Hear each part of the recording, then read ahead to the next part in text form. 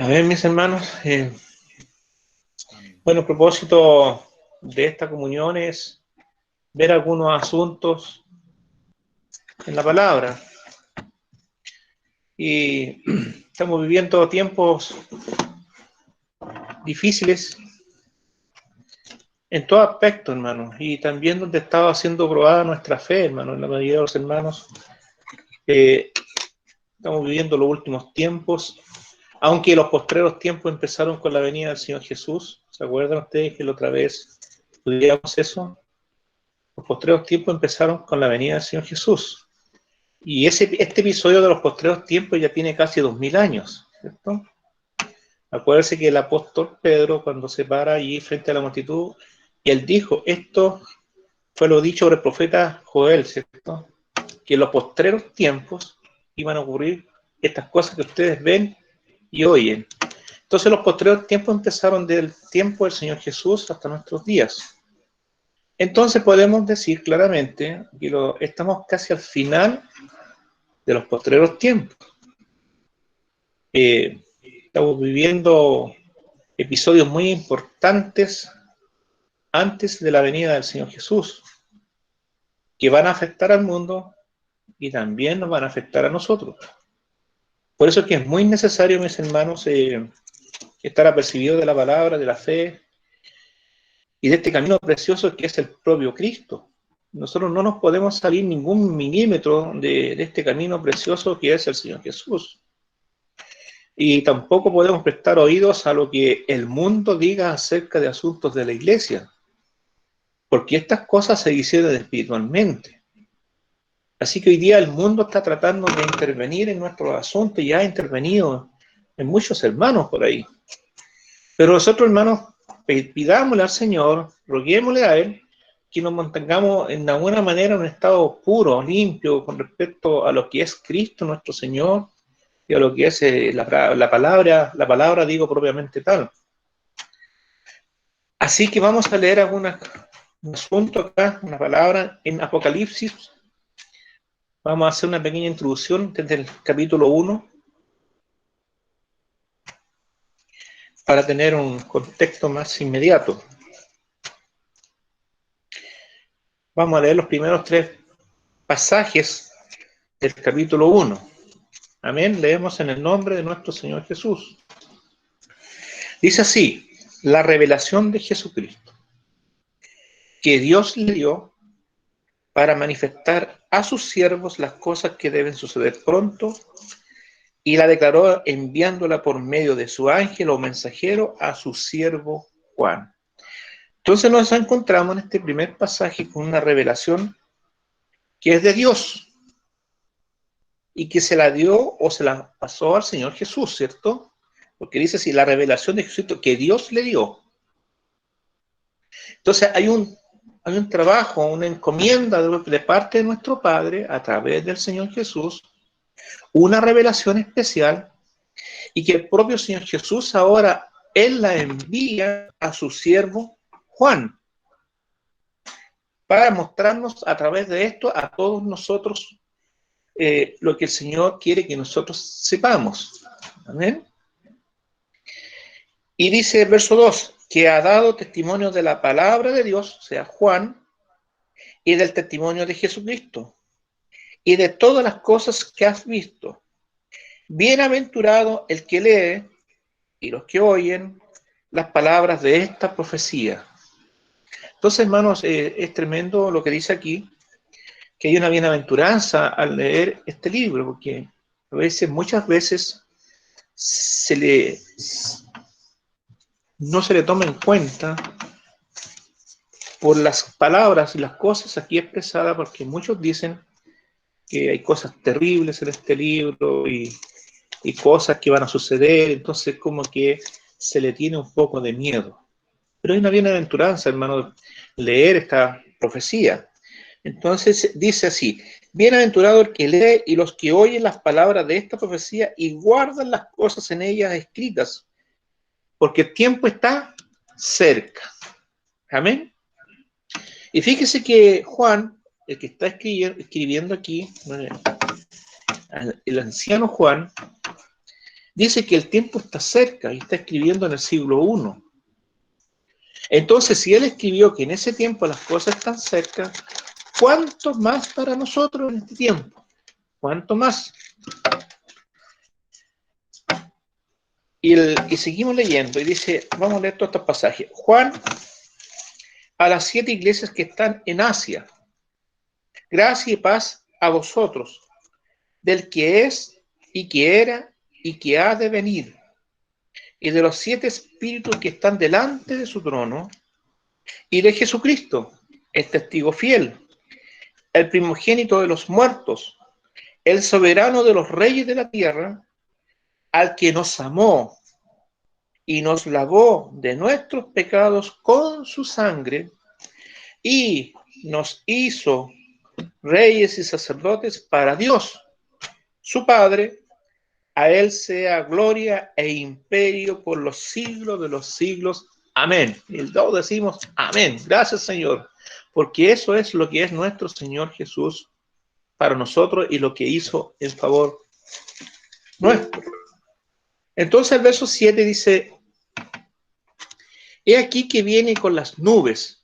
Amén. Yo lo creo. ¿Usted lo cree, hermano? Yo digo que el Señor, y creo que el Señor viene con las nubes. Y de allá mirando, poniendo la vista hacia el cielo, es que un día vamos a ver a nuestro Señor Jesús. Y todo ojo le verá. Y los que le traspasaron. Porque hoy día hay muchas personas que le están traspasando al Señor. Están maltratando su nombre. Hoy día están insultando su glorioso nombre.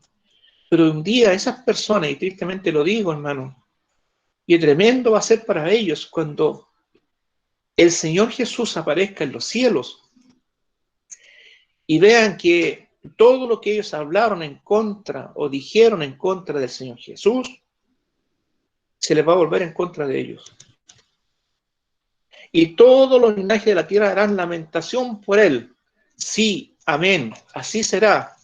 Por eso es cuán necesario, hermanos, que nosotros no estemos en ese grupo de personas. Nosotros estamos de parte del Señor Jesús. Amamos su nombre, glorificamos su nombre, porque el Señor Jesús es todo para nosotros. Las Escrituras nos enseñan que separados de Él, nada podemos hacer, hermano, absolutamente nada. El día que se nos ocurra en nuestras mentes divorciarnos o separarnos del Señor, hermanos, estamos irremediablemente perdidos. Así que damos gracias a nuestro Señor porque estamos en Cristo. Y el verso 8 dice así, yo soy el Alfa, se identifica el Señor aquí, y la Omega, principio y fin, dice el Señor. No lo dice ningún hombre, no lo dice ninguna persona importante de la tierra, lo dice el propio Señor Jesús, el que es, y que era, y que ha de venir, el Todopoderoso. Así le vamos a ver venir a nuestro Señor, al Señor nuestro Dios Todopoderoso. Entonces Juan continúa el relato aquí, dice, yo Juan, vuestro hermano, y me gusta esta expresión, hermano, de la sencillez, de la humildad de Juan, cuando él dice, vuestro hermano. Él no se presenta como el gran hombre, como un hombre importante dentro del cuerpo de Cristo, sino que simplemente dice, vuestro hermano, y copartícipe vuestro en la tribulación, en el reino y en la paciencia de Jesucristo. Estaba en la isla llamada Patmos por causa de la palabra de Dios y el testimonio de Jesucristo.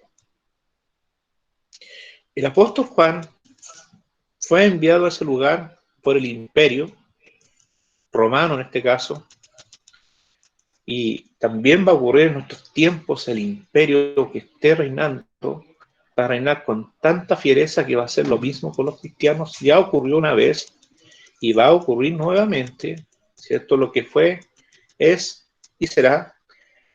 El apóstol Juan fue enviado a una isla terrible a vivir, fue expatriado, echado de su lugar y a vivir allí en ese lugar. Y el apóstol Juan, perdón, no Pablo, Juan, era ancianito, ya muy viejito, y él estaba ahí en esa isla, sin alimentos, y hace poco, un instante atrás, conversábamos con mi hijo, quizás no tenía un techo, una casa donde estar, en una condición muy paupérrima. Prácticamente lo fueron a dejar allí para que se muriera. Pero el Señor, hermano, a través de nuestro hermano Juan, lo usó grandemente para revelarnos toda esta palabra llamada Apocalipsis o revelaciones.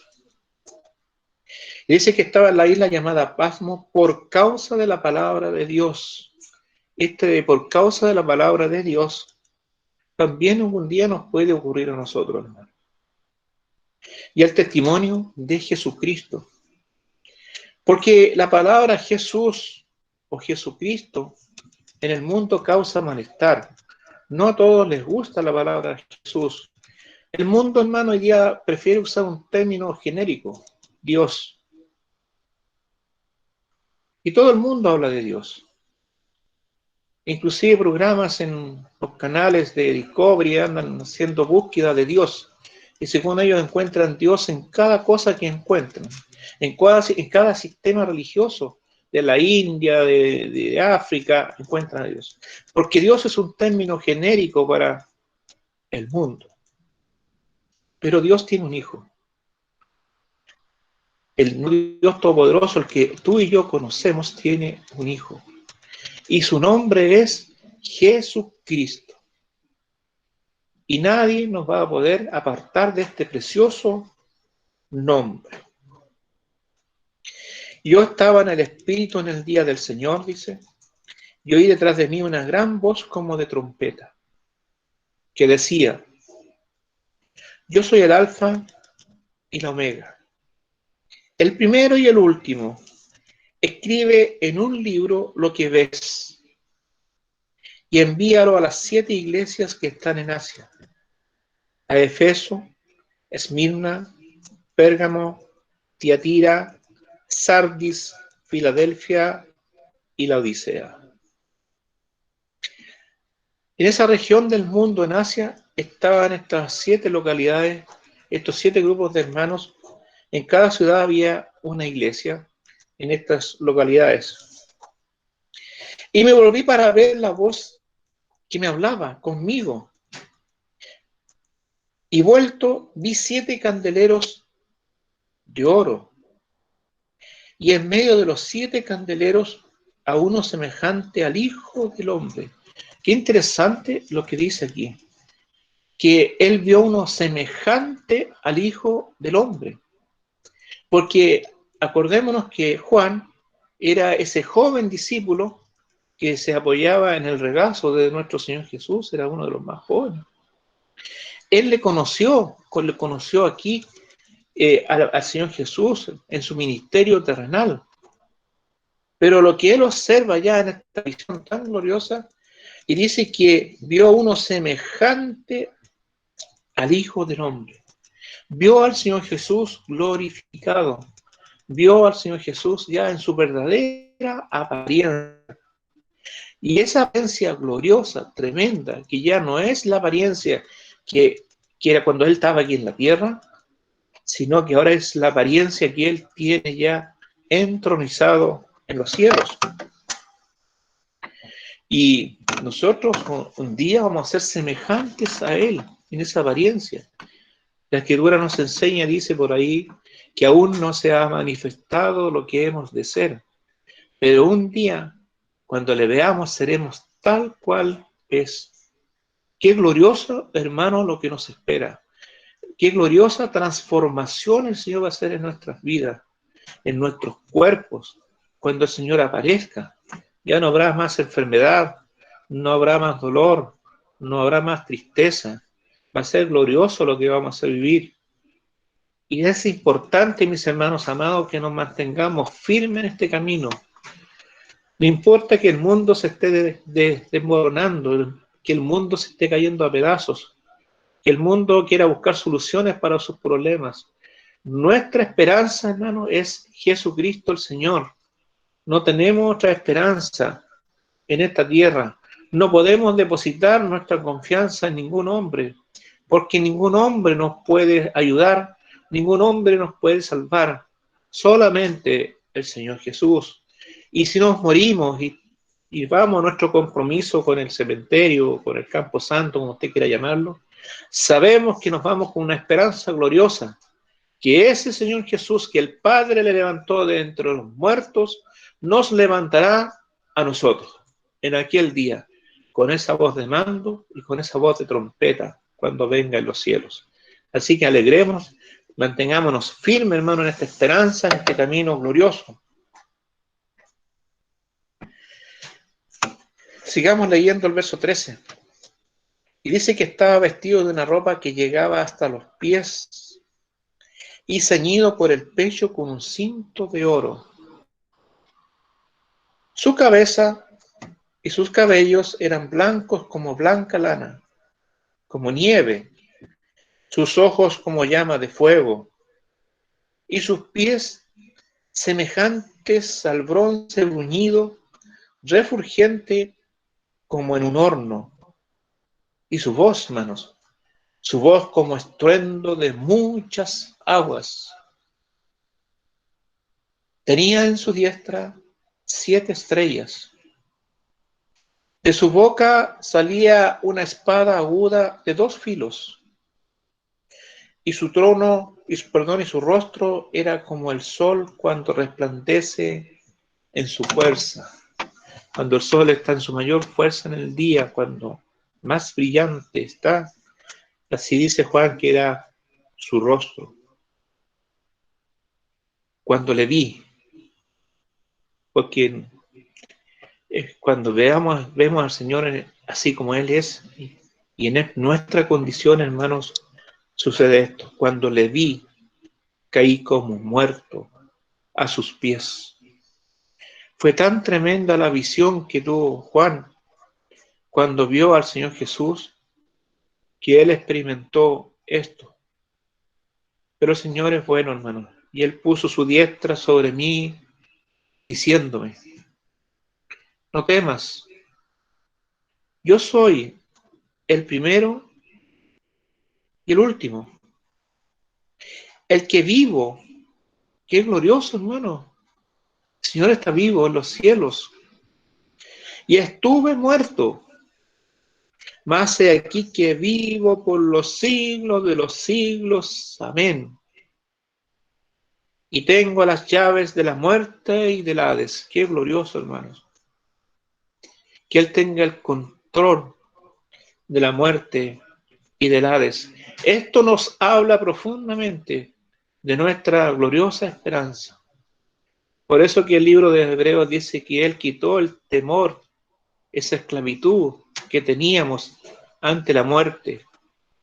Hoy la muerte para nosotros es un trámite, no es un problema, porque el Señor ya quitó ese temor. Somos de Cristo. Sigamos leyendo, dice, verso 19. Escribe las cosas que ha visto. Bueno, ya las escribió, todo lo que acaba de relatar hasta el momento, y las que son, todo lo que Juan estaba mirando y cómo le vio y todo lo que vio. Y dice,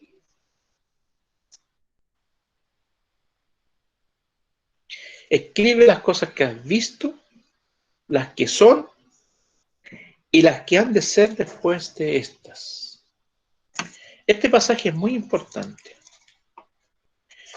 porque le hace un encargo el Señor a Juan, y dice, escribe las cosas que has visto. ¿Amén? Y las que son y las que han de ser después de estas. Y el primer encargo que le hace el Señor a Juan es escribir acerca de 7 iglesias que las nombró, ¿cierto? No por pasajes atrás. Y la primera iglesia es Efeso y la última es la Odisea. Las que son, en ese tiempo cuando Juan estaba escribiendo, estas iglesias estaban en una realidad, existían, estaban allí. Pero también las que son después de estas, porque no solamente estas iglesias estuvieron en una realidad de la época contemporánea de Juan en esos tiempos, sino que estas iglesias también se iban a proyectar en su magnitud a través del tiempo, en sus características, en sus formas de ser. No solamente las podemos interpretar como que existieron en esa época, sino que también a través de los tiempos, de estos 20 siglos de iglesia, han tenido la manifestación diferentes tipos de iglesias como Esmirna, Tiatira, Pérgamo, Laodicea, Sardis. Se ha ido viendo a través del tiempo estas formas, estas características, y las que han de ser después de estas, ¿cierto? Allí lo dice. Verso 20. El misterio de las 7 estrellas que has visto en mi diestra, dice, y de los 7 candeleros de oro. Las 7 estrellas son los ángeles de las 7 iglesias, y los 7 candeleros que has visto son las 7 iglesias. Entonces, Juan tiene esta visión que hay 7 encargados, ¿cierto? Cada encargado de cada iglesia, y por cada iglesia hay un candelero que está en los cielos, y no en la tierra, está allá. Y el que lo encendió es el Señor. Ninguno de nosotros puede ir allá y encender un candelero. No es que nosotros encendimos un candelero en los cielos. No, no. Cuando se inicia una obra del Señor, una iglesia aquí en la tierra, el Señor enciende un candelero por ese lugar. Amén. Entonces vamos a saltarnos aquí, no vamos a leer todas estas iglesias, y vamos a leer una en particular que me llama mucho la atención, que es el compartir de esta noche. Esta fue como una introducción. Y vamos a ir al capítulo 3.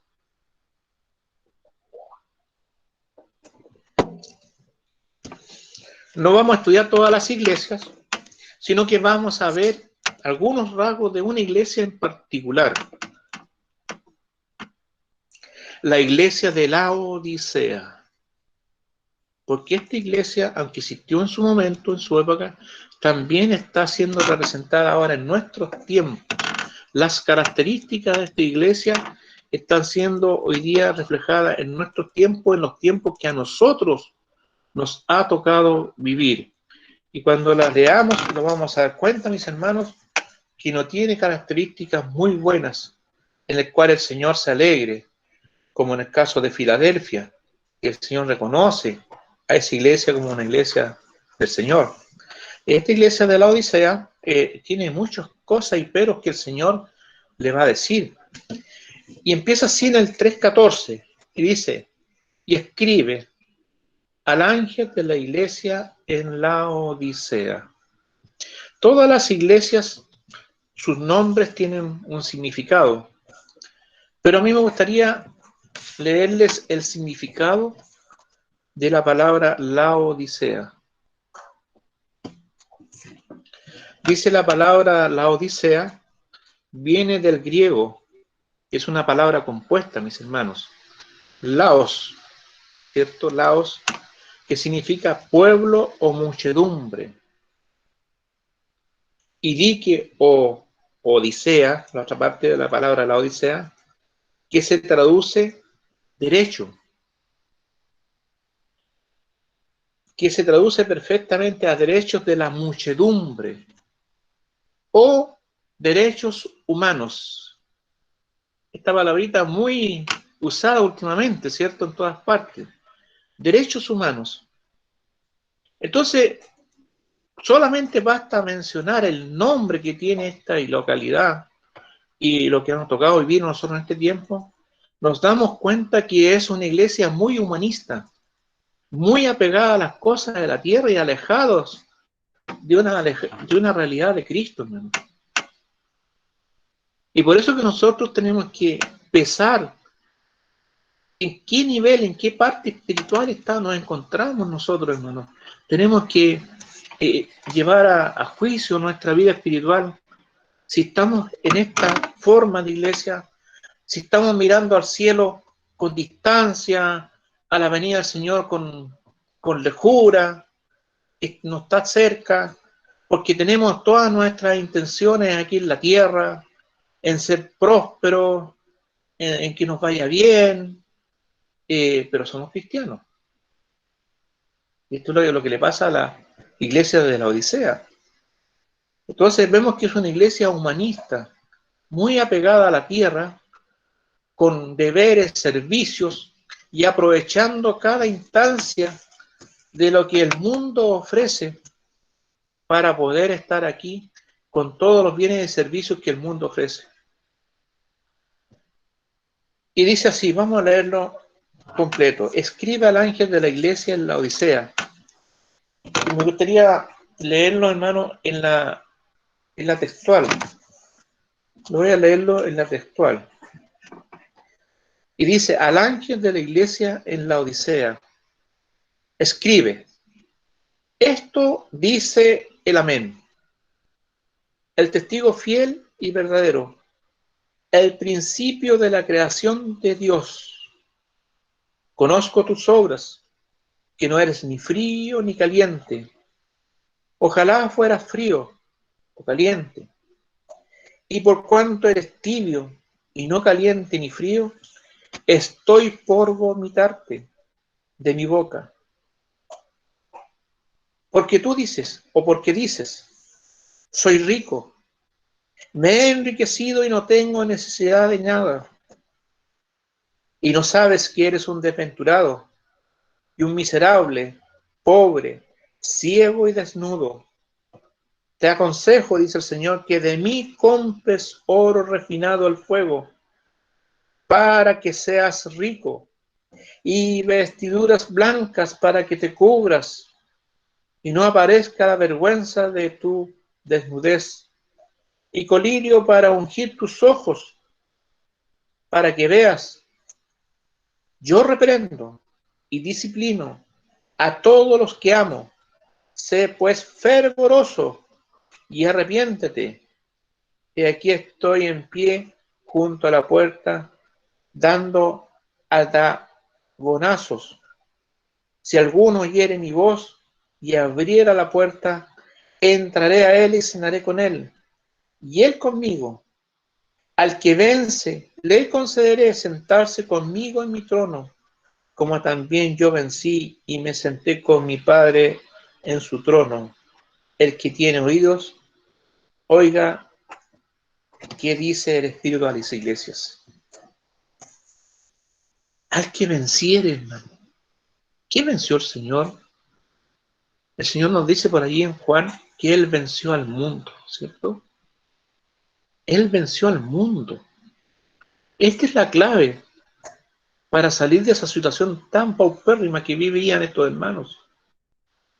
Porque ellos no supieron, hermanos, vencer al mundo, sino que se adaptaron a lo que el mundo de la época en ese entonces les ofrecía.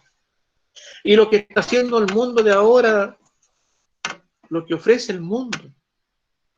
El Señor, hermano, fue tentado en todo, mas sin pecado. Él venció al mundo. Y no solamente venció al mundo, sino a Satanás mismo, que tenía el imperio de la muerte. Él nos dejó huella en sus pisadas para que le sigamos. Si el Señor venció al mundo, hermanos, nosotros tenemos que pedirle a Él que nos dé la capacidad de vencer al mundo en Él. Porque si no, el mundo nos va a consumir. ¿Por qué esta palabra? Porque estamos viviendo tiempos muy complejos, donde nos hemos acostumbrado a la comodidad, donde nos hemos acostumbrado a asistir a un supermercado y entrar y comprar bienes y servicios, sacar un documento y pagar, y tener todos los beneficios que este sistema da. Pero va a llegar un momento, hermano, que cuando se levante un gobierno mundial, lamentablemente yo tengo que decirles a todos mis hermanos que nosotros no vamos a poder ser partícipes de ese gobierno, porque ese gobierno va a poner una cláusula para poder acceder a los bienes y servicios. Vas a tener que adorar una cierta imagen y también portar algo en tu mano o en tu frente, y todavía no me atrevo a decir que es un chip, puede ser otro asunto, no sabemos todavía, pero algo, Juan vio una marca en su mano derecha y en la frente, Y si usted se fija, mi hermano, de alguna manera en el preensayo en esta pandemia, nos han acostumbrado ya a esta situación. Usted entra a un supermercado, ¿qué hace? O pone la mano o pone su frente para que le midan la temperatura. Y todos nos acostumbramos a eso, hermano. Y después viene el guardia y a usted le pide un documento para poder entrar. Y si no tiene su documento, usted no puede entrar a comprar. Esto es la antesala de lo que viene. La antesala es un ensayo de lo que viene. Va a llegar el momento, hermano, que nosotros vamos a quedar fuera del sistema, fuera de lo que el régimen de esa época, que va a ser el más letal de todos, va a exigir a los ciudadanos de la época. Entonces ya no vamos a poder tener estos derechos humanos que dice aquí lo que significa la palabra odisea, los derechos de la muchedumbre. Los derechos humanos o los derechos de las personas van a ser para un grupo que va a estar del lado de ese sistema. Pero esos derechos para nosotros no van a funcionar, hermanos. Porque la Escritura nos enseña que todos los que dice que se dejaron marcar por ese sistema que va a venir son los que no están inscritos en el libro de la vida. No son salvos. Si tú tienes certeza de tu salvación y crees que el Espíritu Santo ha sellado tu vida y que eres de Cristo, hermano, no lo vas a poder hacer. Así que lo que estaba experimentando esta iglesia humanista era tremendo. Ellos no tenían necesidad de ningún bien. Eran ricos, tenían todo, eran prósperos. ¿Cuántos grupos hoy día se levantan con estos evangelios de la prosperidad?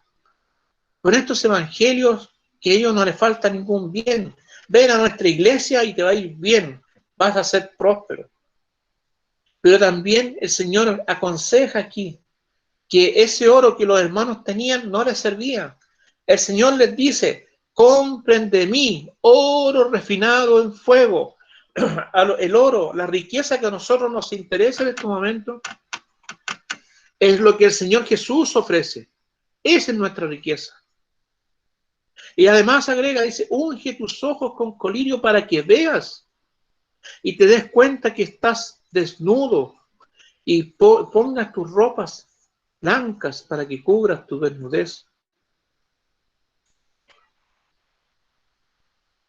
Otro término, hermano, que se está acuñando en medio de los hermanos hoy día, y yo me voy a tomar la libertad de denunciarlo, porque veo que no es correcto, hermano, guiar a los hermanos por este camino. Este término se llama el bien común o pro común. Por tener un bien común de toda la sociedad,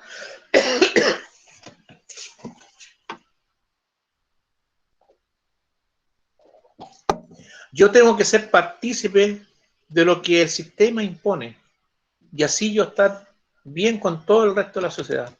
Aún si ese sistema va en contra de mis principios. Hermanos, el bien común que se está predicando hoy día es la antesala para los hermanos que se van a marcar, porque también van a querer ese bien común. Van a tener que tener la marca para entrar a un supermercado en el futuro.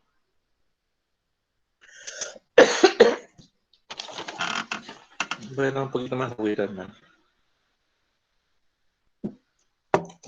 Dice así, el bien común o pro común es un concepto que en general puede ser entendido como aquello que nos incluye para bien a todos los ciudadanos, o como los sistemas sociales. Hoy día se habla mucho de lo social. Instituciones y medios socioeconómicos de los que ellos dependen. Más recientemente, John Rawls, este es un filósofo norteamericano, lo definió como ciertas condiciones generales que son de ventaja para todos. Entonces, si empezamos a hablar ahora del bien común, hermanos, ya estamos guiando a los hermanos por un mal camino. Porque cuando llegue ese momento de que las personas tengan que marcarse, ellos lo van a hacer, porque van a ver que es un bien para la sociedad, van a ver que es un bien para ellos, que van a tener acceso a todas las cosas que el mundo les ofrece. Entonces, mis hermanos, ojo con esta enseñanza, el bien común, porque habla de un humanismo tan extremo dentro de la iglesia que nosotros tendríamos que entrar a depender de los hombres y no de Dios, porque Dios, Jireh, es nuestro proveedor. El Señor va a ser nuestro proveedor en ese tiempo. Usted se preguntará, pero ¿cómo va a ser eso? No se preocupe, el Señor se la va a arreglar, ¿cómo nos va a ayudar? El Señor sabe cómo hacerlo. Cuando el pueblo de Israel fue llevado al desierto y se desesperaron que iban a comer o que iban a beber, no supieron confiar en el Señor. Y el Señor les dio agua, les dio maná, les dio aves. Su ropa no se envejeció, sus calzados no se gastaron. Estas cosas le sucedieron a ellos como ejemplo para nosotros los que hemos alcanzado los fines de los tiempos. Así que estos términos que acuñados ahora, este humanismo ingresado a la iglesia, a nosotros no nos sirve. No nos sirve el bien común, ni los derechos humanos, porque cuando nos estén llevando para meternos al horno, ahí no van a existir los derechos humanos para nosotros.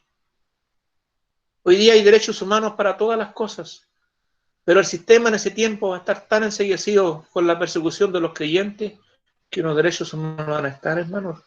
No hubieron derechos humanos cuando llevaron los cristianos a los leones. No hubieron derechos humanos cuando los quemaban en las calles, cuando los emperadores iluminaban las calles de Roma con los creyentes. ¿Dónde estaban los derechos humanos allí? Pero si a un ciudadano romano lo detenían de mala forma, era defendido. Pero para los cristianos no, hermanos. Así que no podemos poner nuestra confianza en estos términos, en este asunto que a todos nos conviene, porque si acuñamos este término dentro de la iglesia, significa que nosotros nos vamos a ir relacionando y metiéndonos de a poquito con el mundo y tomando sus colores y mimetizándonos con él. Y no vamos a dar ni cuenta cuando estemos en un sistema nefasto, letal. Hermanos, la iglesia del Señor siempre está al margen de todas las cosas de esta tierra. Y dice, el bien común. Hoy día se habla mucho de socialismo y de comunismo. No todos quieren ser comunistas hoy día. Todos quieren que en común, pero sin Dios. El hombre por el hombre ayudando al hombre, el hombre sin Dios. Pero la Escritura nos enseña a nosotros desde que llegamos a la fe, desde que nos llamó nuestro Dios a la fe, nosotros dependemos netamente de Dios. Ha llegado el tiempo, hermanos, que la fe y lo sobrenatural en los creyentes sea algo real. Quizás no vamos a tener una tarjeta en el futuro para ir a comprar un supermercado, pero téngalo por seguro y los alimentos en la casa no van a faltar. Téngalo por seguro que el agua no le va a faltar. Porque en ese Dios yo creo en ese Señor, hermano.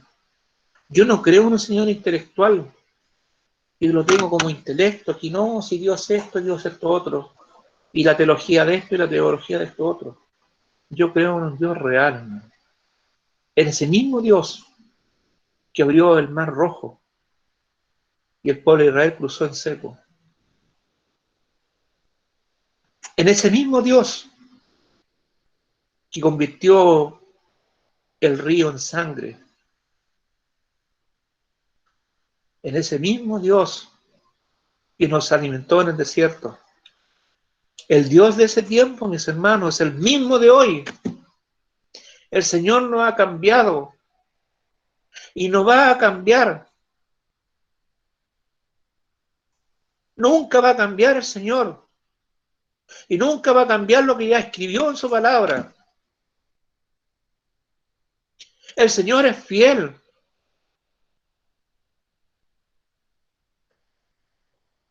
No seamos de esta iglesia de la Odisea, hermano.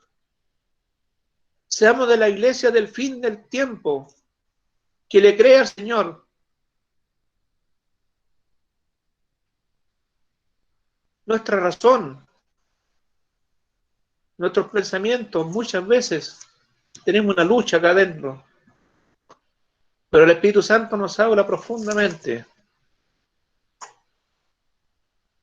que hay un Dios todopoderoso. Yo me veo en la obligación, hermanos, de decirles que la iglesia no se puede asociar con los sistemas de esta tierra, por muchos beneficios que tengamos. Porque esos beneficios nos van a llevar a separarnos de Dios. Claro, usted me puede decir, sí, pero la Biblia dice, someteos a toda institución, ya sea al rey. Sí, en este momento yo me someto al rey o al presidente y tengo que pagar mis impuestos y muchas cosas. Pero cuando ese rey a mí me obligue a separarme de Dios, dicen los apóstoles, es necesario obedecer a Dios y no a los hombres. Entonces, si tú encuentras que en el sistema estás encontrando algo que te beneficia, ojo con eso, hermano. Porque vamos ingresando de a poquito. Es como los que llevan ganado, los van metiendo por unos caminos muy anchos y se van angostando, hasta que llegan de a uno en fila y más adelante le van poniendo un lazo para llevarlos al matadero. Así es muy sutil todo. Al principio todo es muy cómodo. Como dice la palabra, que el camino es ancho y cómodo, el que lleva a la perdición. ¿Cierto? Pero el camino del Señor, hermano, es un camino seguro, es estrecho, sí, pero es seguro. Porque el final de ese camino es Cristo. Y el final del otro camino es un abismo, es muerte, condenación eterna. Entonces van a venir en estos postreros tiempos, no sé cómo estamos de tiempo, muchas personas enseñándonos muchas cosas, hermano. Y les pido en el nombre del Señor que prestemos atención. Y nunca ha sido un problema volver a leer las palabras del Señor. Y vamos a leer allí en 1 Timoteo, en el capítulo 3.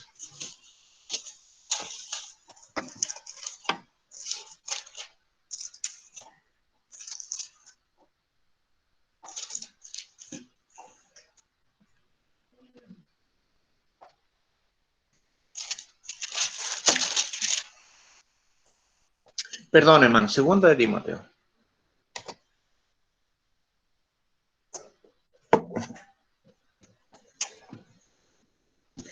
Verso 1. Dice así. Pablo escribiéndole a un joven discípulo, Timoteo. También debes saber esto. Se lo dice a Timoteo, pero también lo tienes que saber tú, yo. También debemos saber esto. ¿Y qué debemos saber? Que en los postreros días vendrán tiempos peligrosos, porque habrá hombres amadores de sí mismos, avaros, vanagloriosos, soberbios, blasfemos, desobedientes a los padres, ingratos, impíos, sin afecto natural, implacables, calumniadores, intemperantes, crueles, aborrecedores de lo bueno, traidores, impetuosos, infatuados, amadores de los deleites más que de Dios, que tendrán apariencia de piedad, pero negarán la eficacia de ella, a estos evita. Entonces, cuando nos encontremos con algunas personas que tengan alguna de estas características y que por fuera se vean muy piadosos, pero su conducta no es lo que el Señor enseña, la Escritura dice que tenemos que evitarlos. Y cuando lo encontremos con alguien de esas características, el Espíritu Santo nos va a hablar dentro de nuestro interior y nos va a decir inmediatamente, nos va a advertir. Y dice, a estos evita. ¿Qué hacen estas personas? Porque estos son los que se meten en las casas y llevan cautivas a las mujercillas cargadas de pecados, arrastradas por diversas concupiscencias. Tienen una labor, hacen un trabajo. Se meten en las casas, en las iglesias, los grupos de hermanos, ¿cierto? Donde se reúnen. Y miren lo que hacen. Estas personas, o sea, las mujeres, siempre están aprendiendo y nunca pueden llegar al conocimiento de la verdad. Que es terrible, hermano, siempre estar ahí y nunca llegar a un conocimiento pleno de lo que es el Señor. Entonces, ¿qué sucede aquí? Que viene cualquier persona con estas características negativas y te engaña. Por eso es que es muy importante estar apercibido de la palabra del Señor, conociendo lo que el Señor dice. No pasarme toda una vida tratando de aprender algo, pero nunca llego a un conocimiento pleno del Señor. El Señor nos demanda que a cada creyente tengamos un conocimiento para que no nos ocurra este engaño. Y dice el verso 8, y de la manera que Yanes y Jambres, ¿se acuerdan esos magos que resistieron a Moisés cuando tiraron sus bastones y se convirtieron en serpientes? Resistieron a Moisés, así también estos resisten la verdad. Hombres corruptos de entendimiento, réprobos en cuanto a la fe, mas no irán más adelante porque su insensatez será manifiesta a todos, como también la fue la de ellos. Entonces estamos leyendo que en estos postreros tiempos van a venir tiempos peligrosos, en el cual nosotros tenemos que estar atentos. Siempre cuando escuchemos la palabra, pidamos al Señor que la atesore dentro de nuestros corazones, que no la olvidemos, hermanos. Porque va a llegar el momento que nos vamos a tropezar con uno de estos personajes y son muy audaces, muy ágiles para engañar a las personas, a los que no están atentos, para arrastrarlos así. Que el Señor nos ayude, hermano, a no caer en estos sistemas de estos sinvergüenzas que aquí describe, que son hombres terrenales, hermano, son hombres impíos, pero tienen una apariencia de piedad, pero están en medio del pueblo de Dios. Y allí tratan de buscar un beneficio, que el Señor nos ayude a poder entender y comprender lo que el enemigo quiere hacer en contra nuestra, hermano. Quiere desviarnos. En segunda de Pedro, me quedan dos citas. Segunda de Pedro, hemos estado leyendo Pedro con los hermanos acá. 2. Segunda de Pedro 2.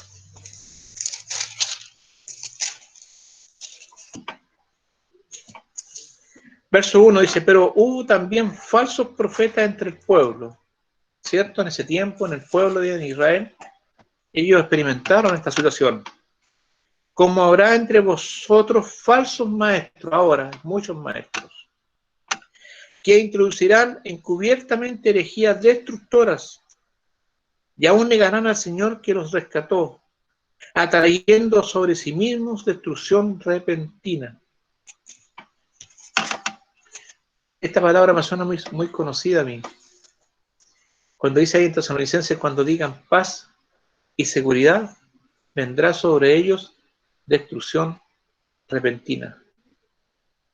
Cuando nosotros vamos y nos sentimos cómodos con el sistema y operamos como ellos dicen en un bien común y nos pudiésemos marcar, va a venir destrucción repentina, hermanos. Por eso que nosotros no podemos sintonizar con el mundo, porque sobre estas personas también va a venir destrucción repentina, sobre todos los que están enseñando cosas y herejías en contra del Señor. Y dice, y muchos, no pocos, seguirán sus disoluciones, por causa de los cuales el camino de la verdad será blasfemado.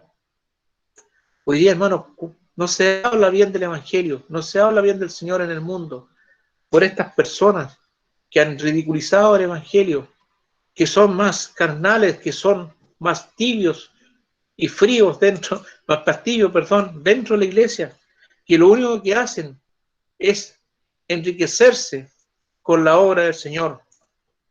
Y por avaricia, dice, harán mercadería de vosotros con palabras fingidas. Sobre los tales ya de largo tiempo la condenación no se tarda y su perdición no se duerme. Entonces, hermanos, estas personas ya tienen una condenación. Entonces, ¿qué tenemos que hacer nosotros? Advertirles a otros hermanos y advertirnos a nosotros mismos. Cuando nos topemos con personas de esta índole, hermanos, el Espíritu Santo en ese momento nos va a hablar y nos va a guiar para no caer en esto. Y estos son los tiempos de ahora, como la iglesia de la Odisea, que también está presente en este tiempo, con toda su desnudez, con todo su enriquecimiento, que no tiene necesidad de nada. Pero el Señor, hermano, está afuera, está ahí a la puerta, golpeando. Y el que abre, abrámosle al Señor en este tiempo, mis hermanos. Abrámosle al Señor. No nos dejemos engatusar por lo que el mundo ofrece. Abrámosle la puerta al Señor en nuestro corazón, para que Él entre en nuestro corazón y cene con nosotros, podamos comer con Él, cohabitar con Cristo. No cerremos la puerta, hermano.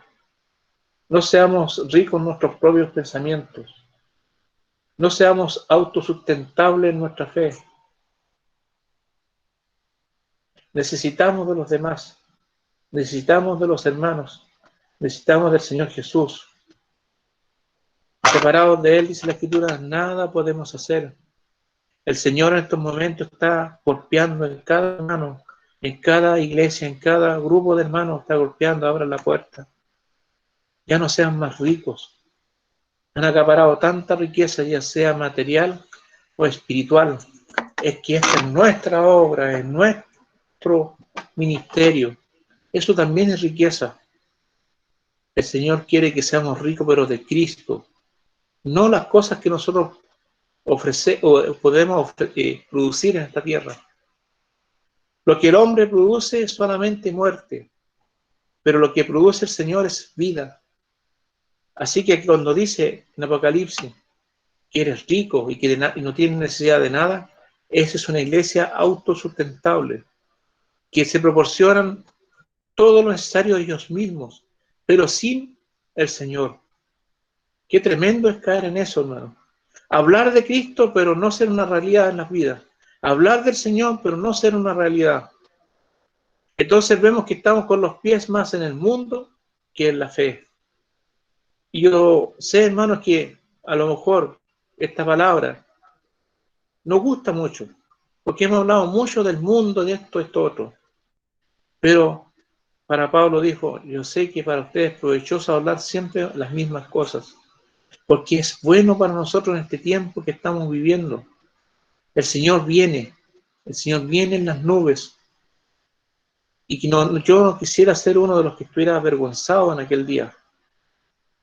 El Señor quiere venir por su iglesia, por su amada. Ha llegado el tiempo, hermano, de tomar esas vestiduras blancas, resplandecientes, sin mancha y sin arruga. No sobreviviendo espiritualmente por nuestros conceptos, por lo que yo creo o yo pienso, sino viviendo por lo que el Señor dice. Dice el Señor, que de mí compres oro refinado. Ese oro, esa divinidad, esa gracia, ese poder, lo necesitamos de nuestro Señor, no de nosotros, hermanos. La iglesia no necesita hombres humanistas, no necesita hombres terrenales, no necesita que el hombre nos ayude. Necesitamos a Cristo, hermano. Muchas profesiones podrá tener el hombre en la tierra, sociólogo, psicólogo, psiquiatra y cuánta cosa. Pero si no vamos al Señor primeramente, hermano, El hombre quiere ayudarse por sí mismo. Nosotros nos ayudamos por el Señor y creemos en Él. No más iglesia humanista. No más iglesia autosustentable. Y no le demos espacio a estos ejemplos que acabamos de leer de estos hombres, que lo único que ellos ven es un bien terrenal, pero no te van a llevar a Cristo. No te van a llevar al Señor. Nosotros no andamos buscando discípulos detrás de nosotros, sino que nuestra intención, mis hermanos, es que ustedes vayan al Señor.